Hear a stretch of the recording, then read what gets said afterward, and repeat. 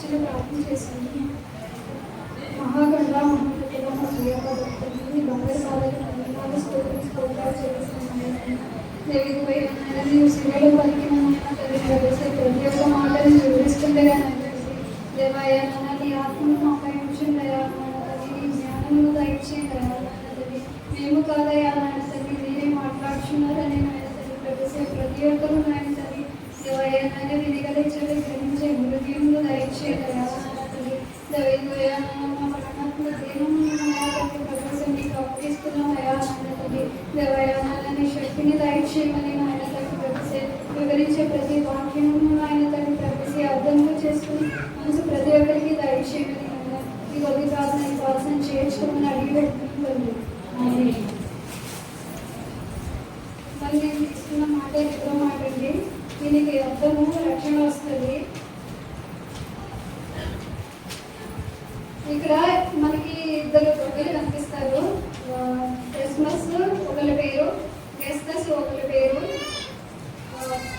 Christmas అనే పేరుకు అర్థము సూర్యాస్తమయం లేదా మరణం అని గ్రీకు అర్థం ఇస్తుంది. అలాగే క్రిస్మస్ అనే మాటకి మూలుగు లేదా ఫిర్యాదు అని అర్థం ఇస్తుందండి. ఈ ఇద్దరు తమ్ముల్ని మనం చూస్తే ఒకరు దేవుడికి వ్యతిరేకంగా ఉంటూ దూషిస్తూ మాట్లాడుతారు.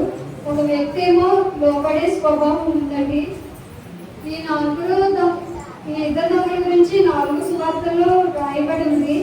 మత్తయి 27:38-44 నుంచి, మార్కు 15:27-38 నుంచి, లూకా 23:39-43 నుంచి, యోహాను సువార్త 19:31 నుంచి 35 వరకు. కాకపోతే మనకి లూకా సువార్తలో మాత్రమే అక్కడ దొంగల మధ్య ఏది నిజంగా జరిగిందో మనకి రాయబడి ఉంటుంది. ఒకసారి మార్కు సువార్త 15:27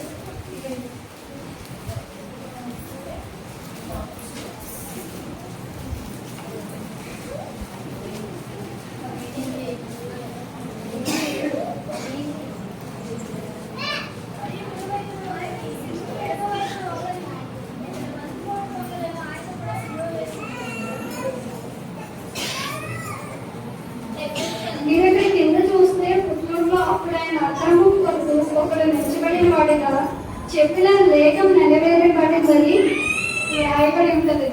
ఇక్కడ యెషయా 53:12 ఉంటుంది కదా, అతిక్రమం చేయు వాళ్ళు ఎంచబడిన వాడాయను, అనేకుల పాపం భరించి తిరుగుబాటు చేయవాలని గురించి విజ్ఞాపనం చేసినది. ఇక్కడ మనకి ప్రొఫెసీ నెరవేర్చబడుతుంది. అయితే ఇక్కడ ముగ్గురు సిలువ వేయబడి కొంచెం దూరంలోనే ఉంటారు. కాకపోతే ఇక్కడ ఇద్దరికి రక్షణ కావాలి, ఒకరు మాత్రమే రక్షణ ఇవ్వగలిగే స్థితిలో ఉన్నారు. ఇక్కడ మనం గమనించి వైపున్న గమనించి మనం ఏం నేర్చుకుంటామంటే లూకా 23:40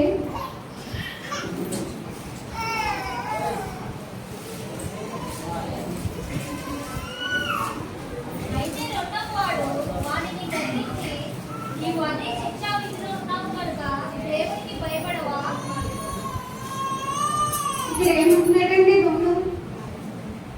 ఒక మొదటి దొంగని చెప్తున్నాడు అనమాట. మనకైతే ఇది సౌమ్యమే, కానీ మనమైతే దేవునికి భయపడాలి, నీవు భయపడవా అంటాడు.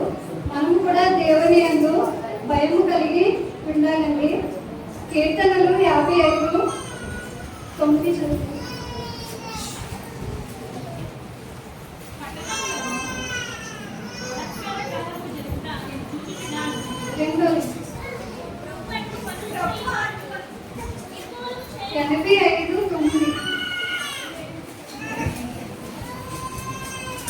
ఆయన రక్షణ ఆయనకు భయపడే వారికి సమీపంగా ఉండదు.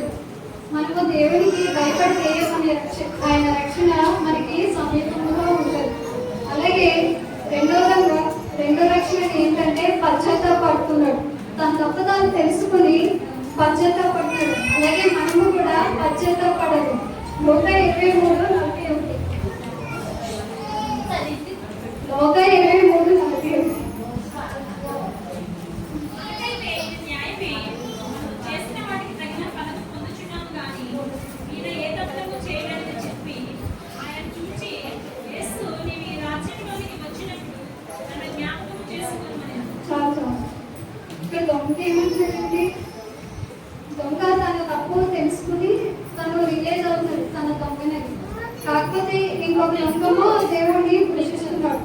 మనం కూడా పశ్చాత్తాప మనసు కలిగి ఉండాలి. లోక 23:42.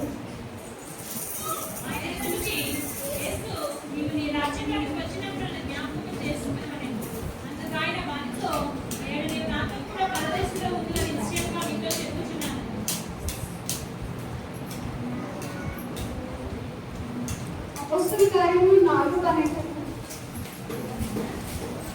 అపొస్తలుల కార్యములు 4:12.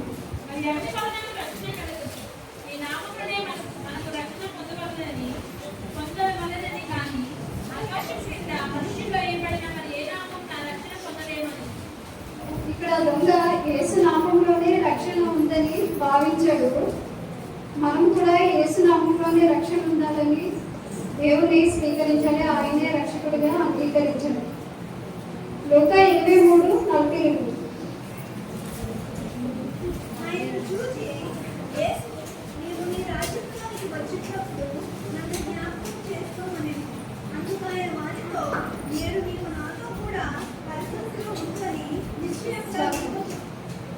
ఇక్కడ దొంగ దేవునికి ఒక రాజ్యం ఉందని నమ్మడు. అయితే ఆ దొంగ ఎప్పుడు వాక్యం విన్నట్టు కానీ ఎప్పుడు ప్రార్థన చేసినట్టు కానీ మనం చూడం. కాకపోతే అక్కడ మొదటే చెప్పబడిన మాటలో తండ్రి మీరేం చేసినా నేను క్షమించని దేవుడే రీతిగా ప్రార్థిస్తాడు. అప్పుడు ఆ దొంగ విని మేబీ మారుండొచ్చు అనుకుంటా. ఆయన నమ్మి రాజ్యం ఉందని దేవుడిని అడుగుతాడు. ఈ రాజ్యంలో వచ్చినప్పుడు నన్ను జ్ఞాపకం చేసుకున్నాను.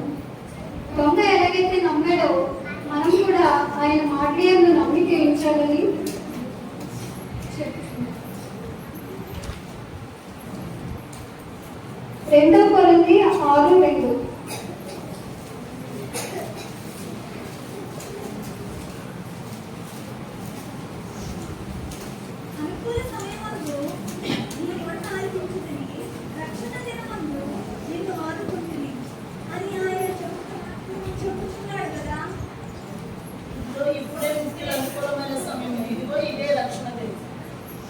దొంగతో ప్రభువు ఇలా అంటాడు, రక్షణ పొందడానికి ఇదే అనుకూల సమయం.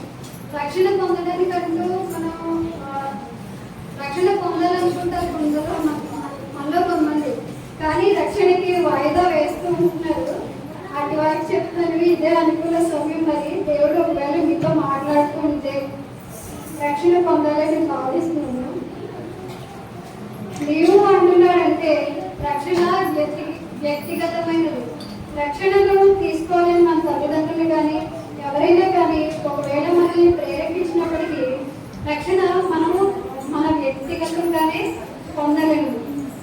నాతో అంటున్నాడు, నాతో అంటే ఆయన నామంలో భద్రత ఉన్నది. యోహాను 5:24.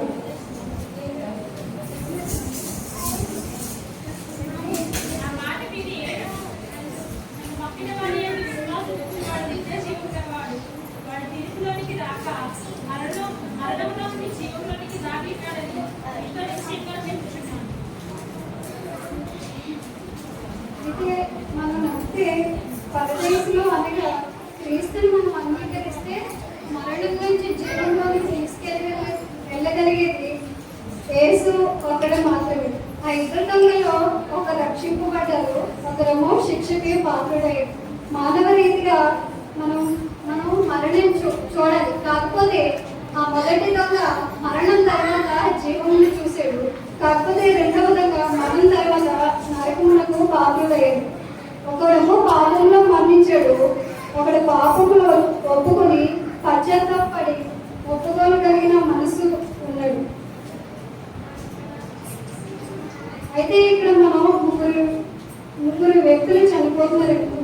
3 పరిస్థితుల్లో చనిపోతున్నారు. ఒకళ్ళేమో పాపంలో చనిపోతున్నారు, ఒకళ్ళేమో పాపం కొరకు చనిపోతున్నారు, ఒకరు పాపము నుండి బయటపడుతున్నారు.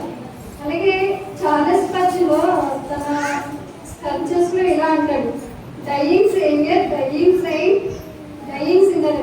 చనిపోతున్న రక్షకులు, చనిపోతూ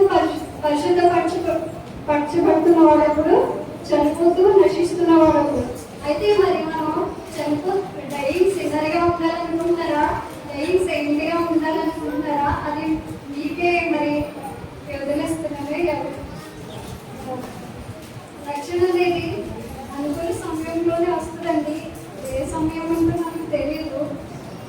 దేవుడు మాట్లాడుతున్నప్పుడే మనం ఆయనకి లోబడి మనస్తత్వం కలిగి ఉండాలని, రక్షణ పొందాలని మీ కొద్ది మాటలు మీ అందరూ హృదయంలో పాటించాలి. ఏమైనా తప్పు